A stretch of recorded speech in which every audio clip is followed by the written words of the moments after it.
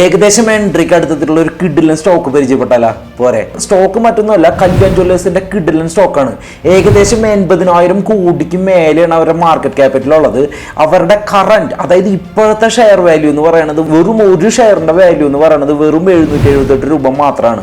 ഈ ഒരു 778 രൂപയാണെന്നുണ്ടെങ്കിൽ ഏതൊരു സാധാരണക്കാരനും നമ്മൾക്ക് കല്യാൺ ജ്വല്ലേഴ്സിന്റെ ഷെയർ ഹോൾഡർ ആവാൻ പറ്റും. ഈ ഒരു സ്റ്റോക്കിന്റെ ചാർട്ടാണ് നിങ്ങൾ ഇപ്പോൾ ഈ കാണുന്നത്. ഈ ഒരു ചാർട്ട് വെച്ചിട്ടാണ് നമ്മൾ എൻട്രി എടുക്കാൻ പോകുന്നത്. ഇതെങ്ങനെയാണ് എൻട്രി എടുക്കുന്നത്, എന്തുകൊണ്ടാണ് എൻട്രി എടുക്കുന്നത് എന്നുള്ള ഡീറ്റെയിൽ ആയിട്ടുള്ള കാര്യങ്ങൾ നമ്മൾ യൂട്യൂബ് ചാനലിൽ അപ്ലോഡ് ചെയ്തിട്ടുണ്ട്.